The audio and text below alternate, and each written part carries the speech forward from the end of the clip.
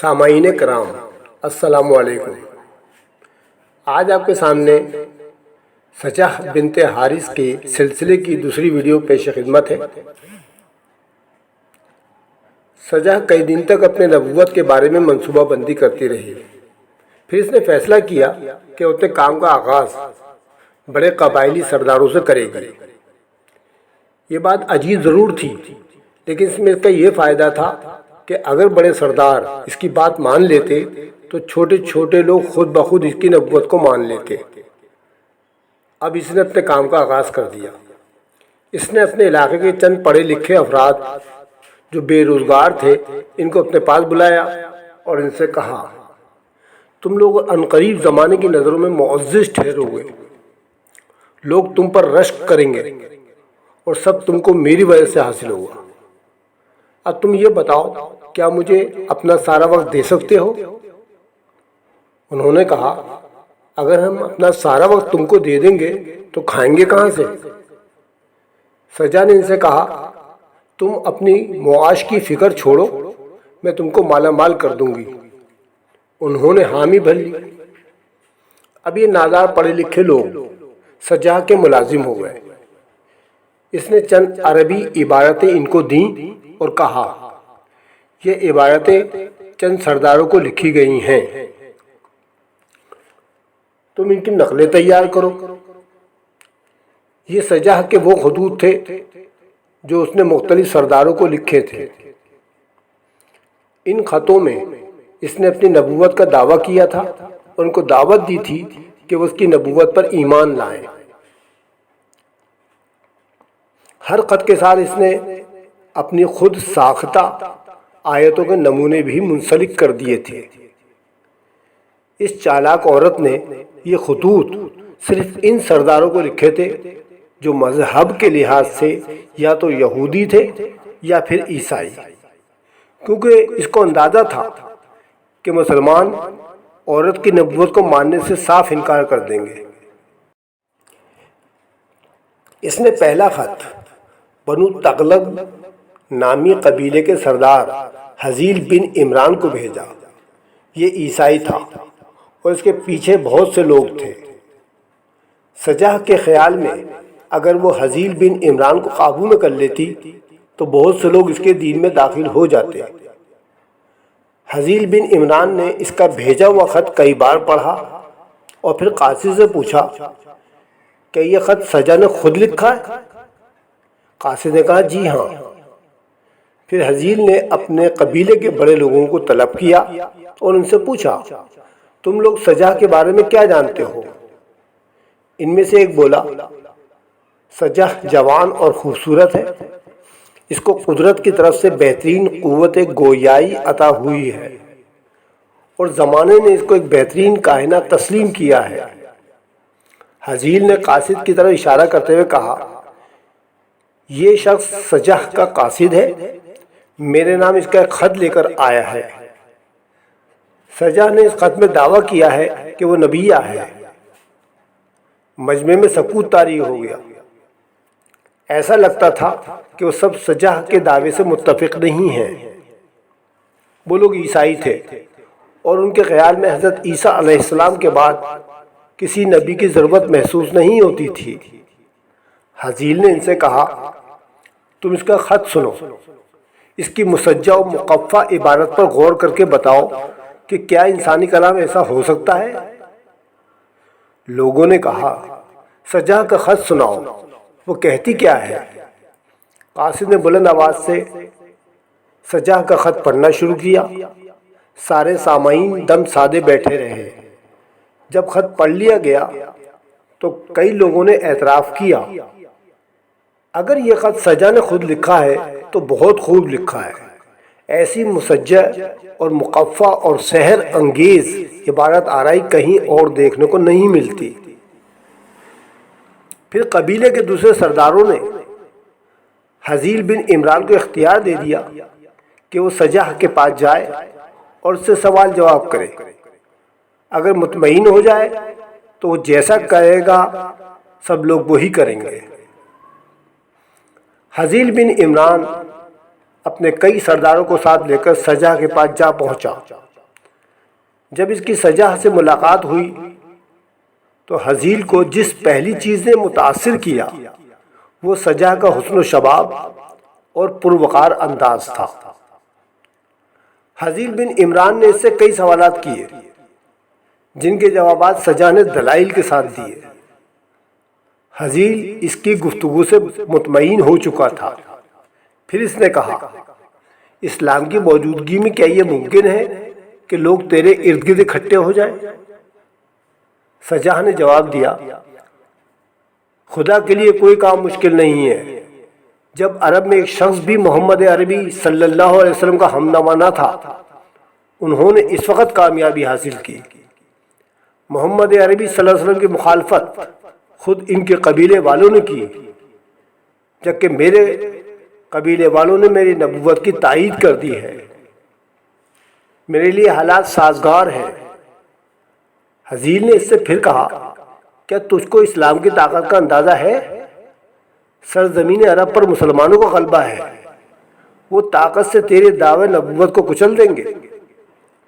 سجا نے جواب دیا، ایسا کرنا ان کے لیے آسان نہیں ہوگا، کیونکہ میرے ماننے والے بھی کچھ کم نہ ہوں گے۔ شروع میں کام ہوشیاری، خاموشی اور عقل مندی سے کروں گی۔ حزیل نے کہا، یہ کام خاموشی سے نہیں ہو سکتا۔ بنو تمیم کے صفوان بن صفوان، مالک بن نویرہ اور قیس بن عاصم جیسے مسلمان لوگ موجود ہیں۔ یہ بنو تمیم کے مسلمانوں سے زکوٰۃ، صدقات اور عشر وصول کرتے ہیں، اور تیرا تعلق بھی بنو تمیم سے ہے، پھر تیرا دعویٰ راز میں کیسے رہے گا؟ سجا نے جواب دیا، میں جن عیسائیوں کو اپنے دین میں شامل کروں گی ان سے عہد لوں گی کہ وہ اسے راز میں رکھیں۔ حزیل نے اس سے پوچھا، تو نے یمامہ کے نبی مسیلمہ کا نام تو سنا ہوگا؟ پورا یمامہ اس کا ساتھ دے رہا ہے، یہاں تک کہ یمامہ کے مسلمان بھی مرتد ہو گئے ہیں۔ وہ خود بھی مدینے پر حملے کی تیاری کر رہا ہے۔ ان حالات میں تیری نبوت تو محدود ہو کر رہ جائے گی، اور اگر مسلمہ نے بھی تیری مخالفت کی تو تجھے ایک ہی وقت میں دو دشمنوں کو مقابلہ کرنا پڑے گا۔ سجا نے جواب دیا، اس کی مجھے کوئی فکر نہیں، مسلمہ کو تو میں قابو میں کر لوں گی۔ اب حزیل بولا کہ میں تیرے جوابات سے مطمئن ہو گیا ہوں، میں تیری نبوت پر ایمان لاتا ہوں۔ اس کے بعد حزیل سجا کے دین میں داخل ہو گیا اور کہا کہ میرا پورا قبیلہ اور میرے زیر اثر جتنے قبیلے ہیں وہ بھی تیرے دین میں داخل ہو جائیں گے، اس طرح تیری طاقت میں اضافہ ہو جائے گا۔ حزیل اپنے قبیلے واپس آ گیا۔ اس نے اپنے سرداروں کو بتایا کہ سجا ایک سچی نبیہ ہے، اس نے اس کی نبوت کا اقرار کر لیا ہے، چنانچہ دوسرے لوگوں کو بھی سجا کا دین اختیار کر لینا چاہیے۔ اس کا پورا قبیلہ سجا پر ایمان لے آیا۔ یہ اتنا بڑا کارنامہ تھا کہ جو راز نہ رہ سکا۔ یہ خبریں مسلمانوں تک بھی جا پہنچی۔ مسیلمہ کذاب پہلے ہی ان کے لیے درد سر بنا ہوا تھا، اب سجا کا نیا فتنہ پیدا ہو گیا۔ اچانک یہ خبر پھیلی کہ مدینے میں حضور اکرم صلی اللہ علیہ وسلم کا وصال ہو چکا ہے اور مسلمانوں میں آپس میں جھگڑے شروع ہو گئے ہیں۔ یہ بھی سننے میں آیا کہ پورا یمن مسلمانوں کو مخالف ہو رہا ہے۔ بہت سے قبائل نے زکوٰۃ دینے سے انکار کر دیا ہے اور بہت سے قبیلے مرتد ہو گئے ہیں۔ تو سجا نے کھلم کھلا اپنی نبوت کا اعلان کر دیا۔ اب اس نے اپنی طاقت بڑھانے کے لیے اپنا طریقہ کار بدلا، اور جو قبائل مرتد ہو گئے تھے ان کو اپنی طرف لانے کی کوشش شروع کر دی۔ بنی تمیم کے نامی گرامی سردار مالک بن نویرہ جو مسلمان تھا، اس کے بارے میں اس کو بتایا گیا کہ اگر ذرا سی کوشش کی جائے تو اس شخص بھی تیرے دین میں شامل ہو جائے گا۔ چنانچہ سجا نے مالک بن نویرہ کو خط لکھا۔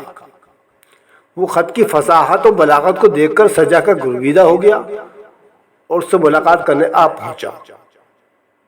مالک بن نویرہ نے سجا کو مشورہ دیا کہ اگر وہ کامیابی چاہتی ہے تو بنی تمیم کی شاخوں میں جو باہمی اختلافات پائے جاتے ہیں اس کو اور ہوا دے اور دوسرے مزید سرداروں کو اپنے ساتھ ملا لے۔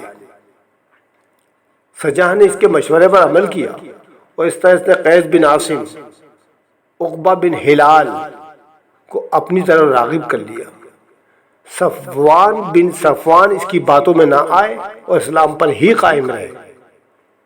عاصم بن قیس شاہجہاں کی طرف مائل تھا اور مدینے کی طرف سے اس کو بنی تمیم کے ایک خاص حصے کا عامل مقرر کیا گیا تھا۔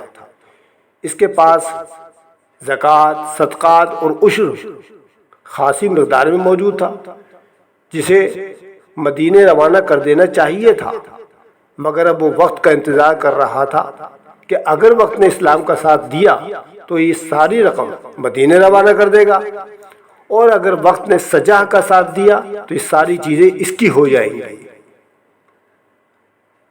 شاہجہاں کو اطلاع ملی کہ بنو تمیم کی ایک شاخ بنو رباب کے لوگ اسلام پر سختی سے قائم ہیں اور ایک اطلاع کے مطابق تجھ سے مقابلے کی تیاریاں کر رہے ہیں۔ شاہجہاں کو غصہ آ گیا اور اب اس نے فیصلہ کر لیا کہ اب صرف باتوں سے کام نہیں چلے گا، اپنی نبوت کی اشاعت کے لیے جنگ ضروری ہو گئی ہے۔ شاہجہاں کا لشکر آگے بڑھا۔ یہ خبریں مسلمانوں کو بھی پہنچ رہی تھی۔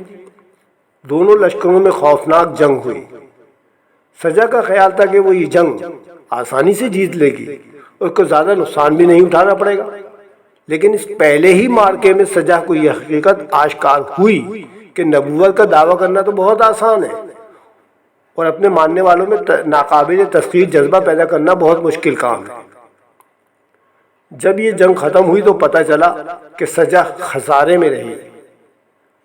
وہ اپنی شخص پر واپس اپنے جزیرے چلی گئی جہاں اس کا اپنا قبیلہ آباد تھا۔ اس نے مالک بن نبیرہ کو طلب کیا تو شاہجہاں نے اپنا نیا ارادہ ظاہر کیا اور کہا، بہت سی جنگیں لڑنے کے بجائے ایک بڑی جنگ مدینے میں لڑ کر فتح حاصل کی جائے تو پھر باقی کیا رہ جائے گا۔ مالک بن نبیرہ نے اس کی تائید کی اور کہا کہ وہ اس کے ساتھ ہے، لیکن وہ جنگ میں اس کے ساتھ حصہ نہیں لے گا کیونکہ وہ مسلمان ہے۔ سارے معاملات طے پا گئے۔ اس بار حزیل بن عمران بھی اپنے قبیلوں کے ساتھ اس کے ساتھ تھا۔ نباج نامی مقام پر مسلمان پہلے سے ہی ان کا انتظار کر رہے تھے۔ شاہجہاں حیران رہ گئی۔ وہ نباج کے مسلمانوں کو مقابلہ کیے بغیر آگے نہیں بڑھ سکتی تھی۔ شاہجہاں نے اپنے لشکر والوں کو حکم دیا کہ وہ نباج والوں پر حملہ کر دیں اور انہیں اس طرح تہس نہس کر دیا جائے کہ آئندہ یہ ہماری مخالفت ہی نہ کر سکے۔ دونوں لشکروں میں بہت سخت مارکہ آرائی ہوئی۔ شاہجہاں نباج والوں پر فتح پائے بغیر مدینے تک نہیں پہنچ سکتی تھی اور نباج والوں کو کہنا تھا کہ جب تک مسلمان مجاہدین موجود ہیں شاہجہاں کو ایک انچ آگے نہیں بڑھنے دیا جائے گا۔ جنگ زوروں پر تھی کہ حزیل بن عمران شاہجہاں کے پاس آیا اور اس سے کہا، بی بی اللہ سے فرشتوں کی مدد مانگو ورنہ یہ مسلمان کسی کے قابو میں نہیں آنے والے۔ شاہجہاں نے کہا، ہم جنگ تو بند کر سکتے ہیں لیکن فرشتوں کا انتظار نہیں کر سکتے۔ حزیل نے کہا، تب پھر ہمیں جنگ اچانک بند کر دینی چاہیے اور اعلان کر دینا چاہیے کہ ہم یہیں سے واپس چلے جائیں گے اور مدینے پر حملہ نہیں کریں گے۔ یہ اعلان ہوا اور جنگ بند ہو گئی، لیکن شاہجہاں کے آدمیوں نے بدعہدی کی اور مسلمانوں کو گرفتار کرنا شروع کر دیا، جس پر مسلمانوں نے بھی شاہجہاں کے آدمیوں کو پکڑنا شروع کر دیا۔ اس پکڑ دھکڑ میں شاہجہاں کے کئی نامی گرامی سردار بھی پکڑے گئے، جن میں حزیل بن عمران بھی تھا۔